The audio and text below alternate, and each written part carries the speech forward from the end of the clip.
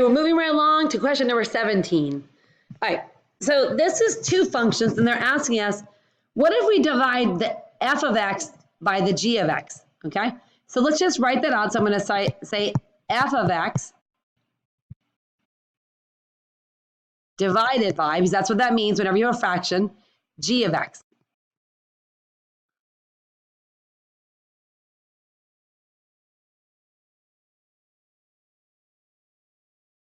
Okay? We know that we can do keep, change, flip for division of fractions, okay? So I'm going to do that. I'm going to say keep the first fraction the same, change the division to multiplication, and then flip the second fraction.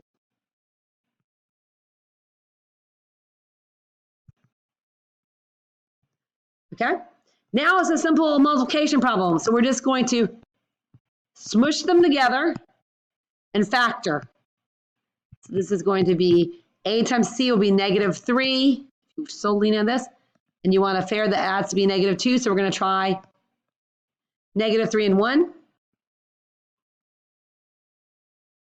Okay.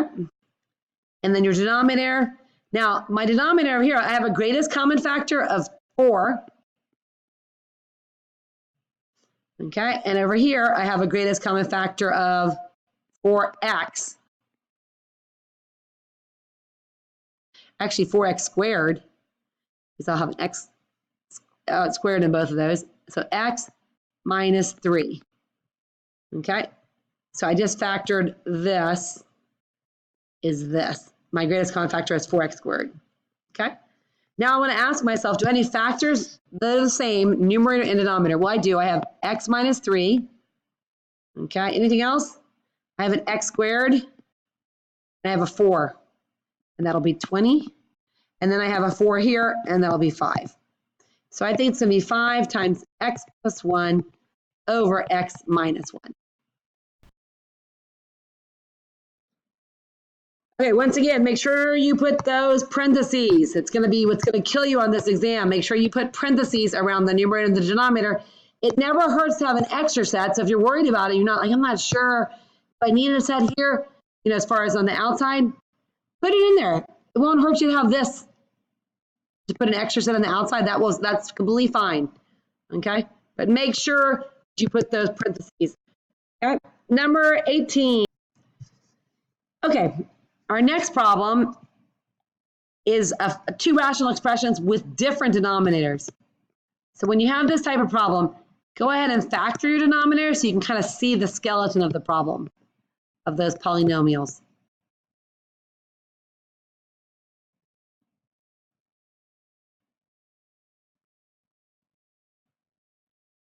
And be really careful when you're writing down the problem. I'm redoing this one, at least I just did it, and I copied down the problem wrong, so be really careful. So I have the problem, and I can see that the factors in the denominator, right, are not the same. But I do see that I have an m minus 1, an m plus 1, and an m plus 1 in both of them. So I don't need to do anything with that. I'm fine, okay? But I want the other ones to look alike.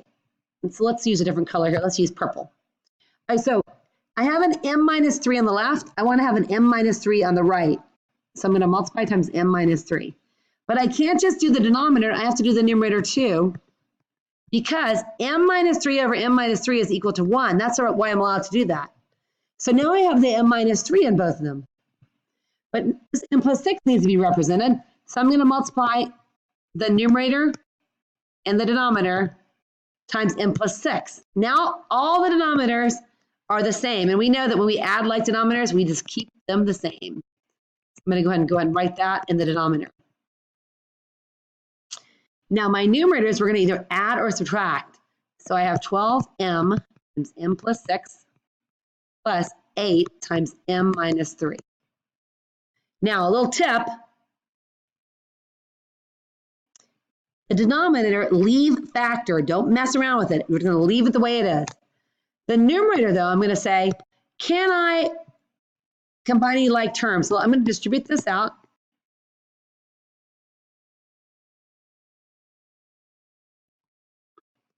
Just distributed.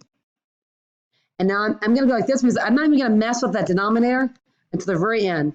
Now I see I have a 12m squared, nothing else, and I have a 72m and an 8m, so that's going to be 80m minus 24, okay?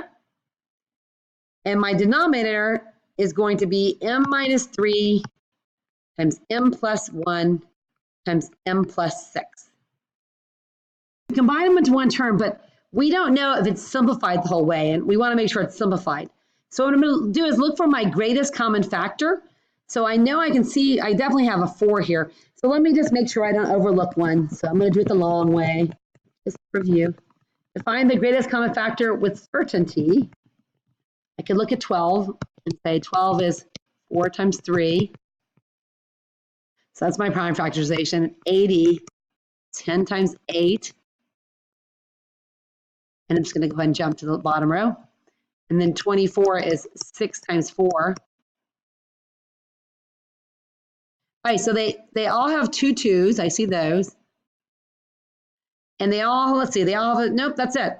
So they don't all have a 3. So 4 must be my greatest common factor. So I'm going to take a 4 out.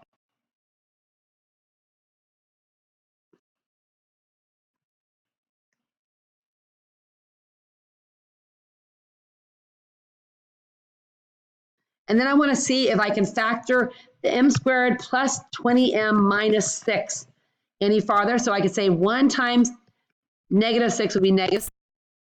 And my A and my B is 20. Is there any factor pair that I could add together to get a 20 that would multiply to be a negative 6? And there is none. You could look on the calculator. You could go ahead and make like a traditional way like this. This is the old-fashioned way before we have the calculator. We'd make the factor pairs. None of these will add to be a 20. So this tells me that that is prime, which means you can't factor it any farther, and that would be my answer.